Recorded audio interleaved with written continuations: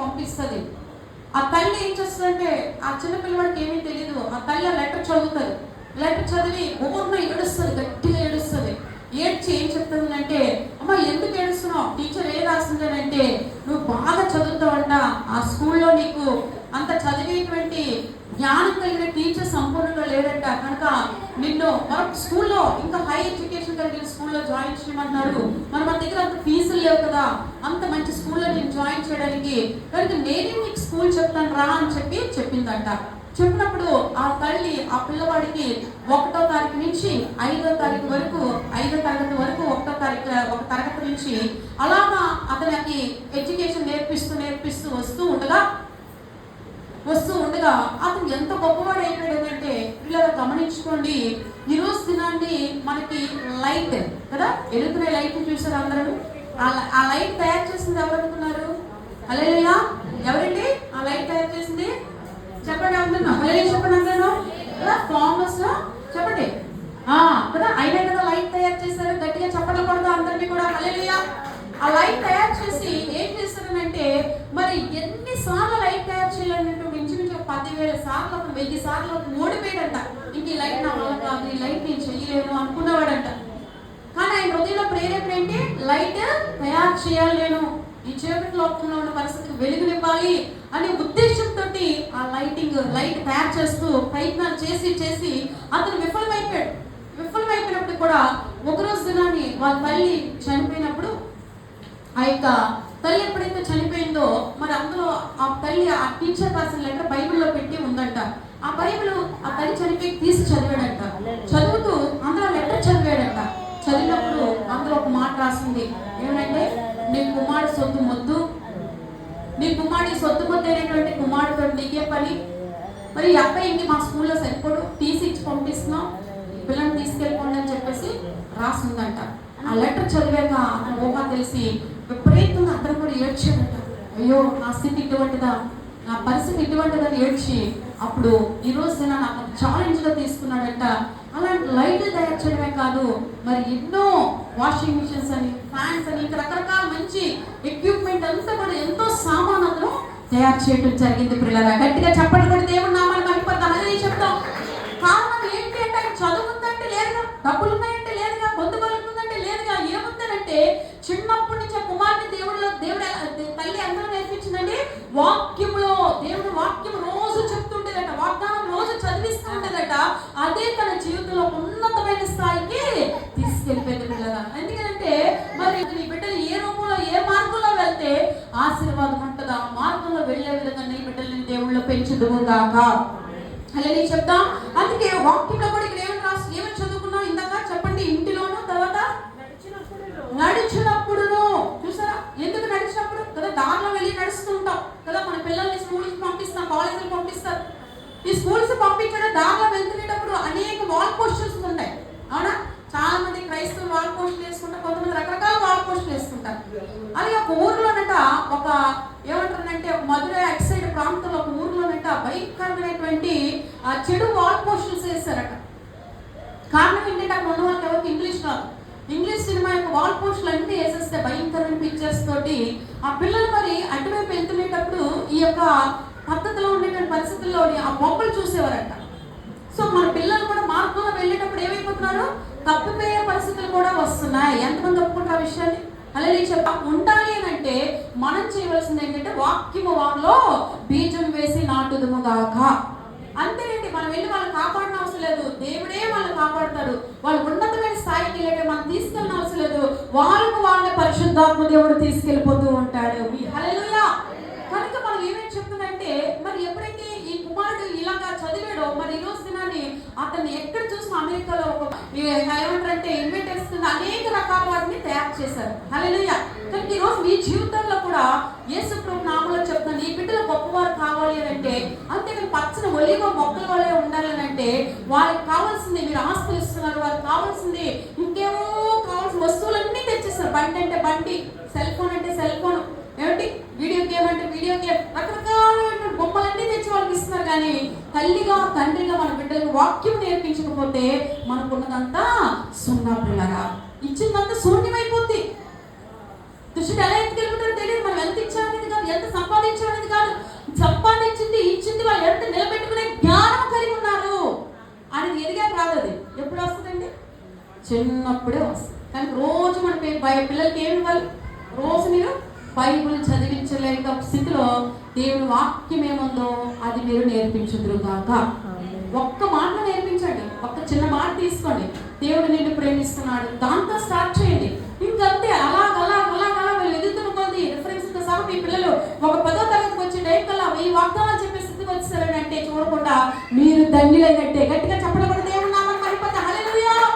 వేలు లక్షలు ఖర్చు పెట్టి పుస్తకాలు చదివిస్తున్నారు, కానీ ఈరోజు స్థిరమైన జీవితంలో యవనస్తులు వెళ్ళిపోయి వారి జీవితాన్ని పతనం చేసుకున్నారు. కారణం ఏంటంటే పునాదిరాయి వాక్యంతో లేకపోవటమే.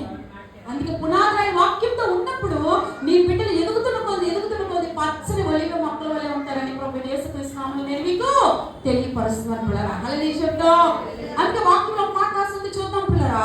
ఏమని రాస్తుందని అంటే అక్కడ చూడండి, ఫిలిప్పీలు 4:13 కూడా ఏమని రాస్తుందో చూసుకుందాం పిల్లరా. ఫిలిప్పీలు నన్ను బలపరచిన వాడి అంటే ఏమంటుందంటే నేను సమస్తమును చేయగలను. హల్లెలూయా. మనల్ని దేవుడు బలపరిస్తే మనం ఏం చేయగలంట? సమస్తము చేయగలం.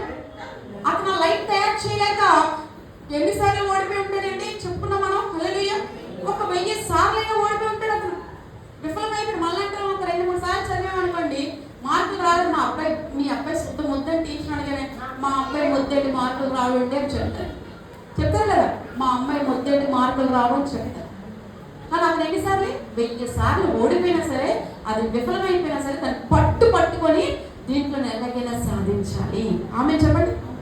నిజంగా ఈ మాటలు నేను వినేటప్పుడు చదివేటప్పుడు నాకు అనిపించింది, నిజంగా నేను కూడా కొన్ని విషయాల్లో ఇంకా నా వాళ్ళు కాదనుకున్నాను. దేవుడు నాతో మాట్లాడుతున్నాడు, రేపటి దినాన్ని నేను సాధించబోతున్నాను. హల్లెలూయా అనేటువంటి విశ్వాసం ఈ బిడ్డల్లో పెంపొందించే విధంగా కదా. చాలా మంది చూడండి సబ్స్క్రైబ్ అంటే ఒక మైండ్ ఉంటుంది. ఏంటంటే నైట్ టైం పడుకునేటప్పుడు వాళ్ళు ఎక్కువగా మరి ప్రశాంతంగా ఉంటారట. అలాంటి టైంలో మన పిల్లలకి ఏం నేర్పిస్తాం? నిద్రపోతే కాటన్స్ ఇస్తాం, ఏమండి బొమ్మలు చూపిస్తాం, పాటలు నేర్పిస్తాం, ఇవన్నీ చేస్తాం. అది కాదు, గొప్ప నాయకులు అంటే ఎవరున్నారు బైబిల్లో? మోషే, యెహోషువ ఎగ్జాంపుల్ చెప్తాను మీకు. ఇలాంటి వారి కోసం చిన్న స్టోరీస్ వాళ్ళు చెప్తూ నిద్రకొచ్చారు. అప్పుడు వాళ్ళ మైండ్లోకి ఏం వెళ్ళిపోద్ది? ఆత్మీయమైనటువంటి ఆలోచనలు వాళ్ళకి వెళ్ళిపోతాయి. ఆ నైట్ అంతా కూడా దాంతో వాళ్ళు నింపబడతారు. తెల్లవారు లేచే టైంకి దాని మీద వాళ్ళ మైండ్ ఏం చేస్తారు? కాన్సన్ట్రేషన్ చేస్తారు. దీన్ని సబ్ కాన్షియస్ మైండ్ అని చెప్పి అంటారు. మార్నింగ్ లెక్క నా మైండ్ అంతా కూడా అలా డైవర్ట్ అవుతున్నప్పుడు తెల్లవారు లేచే టైంకి వాళ్ళు దేవుడిలో నూతనపరచబడతారు, దేవుడితో అంటుకట్టబడతారు, దేవుడిలో స్థిరపరచబడతారు. కనుక మనం ఏం చేయాలంటే మన పిల్లలకి రాత్రులు కూడా చక్కగా దేవుని కథలు పడుకునేటప్పుడు మెల్లగా చెవులో చెప్పుదురుగాక. మంచిగా కాదా? హల్లెలూయా చెప్పండి. ఇంకేమో పాటలు నేర్పిస్తే ఇంకేమో చేస్తాం, వాటి వల్ల ఉపయోగం లేదు. కానీ దేవుడి వల్ల ఉపయోగం ఉందంటే దేవుడి యొక్క మాటల వల్లే ఉపయోగం ఉంది. కాబట్టి మీ పిల్లలకి అప్పుడు మా అబ్బాయికి 5 లక్షలు 10 లక్షలు సంపాదించాను, 2 లక్షలు సంపాదించి 2 కోట్లు సంపాదించి 10 కోట్లు సంపాదించడం ఉపయోగం లేదు. కోటి ఉంటుందో తెలియదు, కోటిని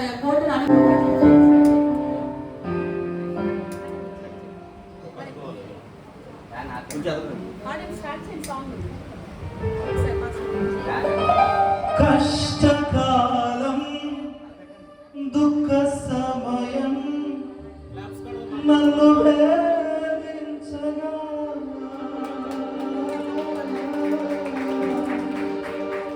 ప్రాణహితులే నన్ను విడచి వెలిగనను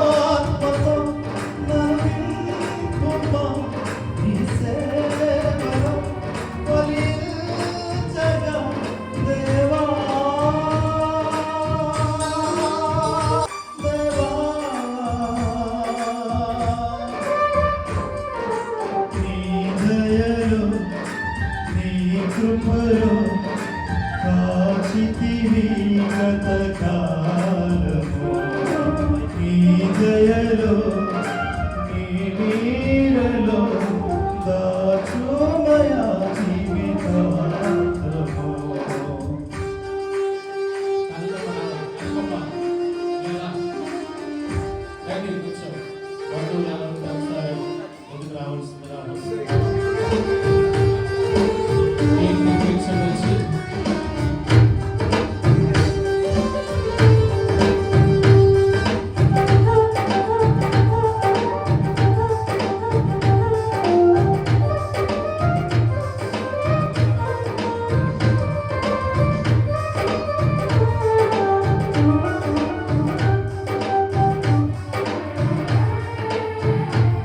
కష్టకాలం దుఃఖ సమయం నన్ను వేధించగా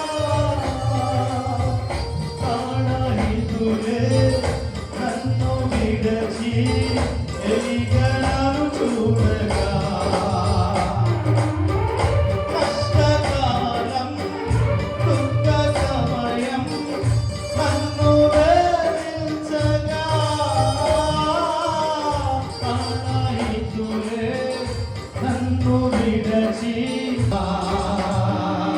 ఓ దాతువైన చెంత నీవే ఉండినావు నా కన్నీరు నీ కవితలో రాసి వచ్చినావు ఓ దాతువైన చెంత నీవే ఉండినావు నా కన్నీరు నీ కవితలో రాసి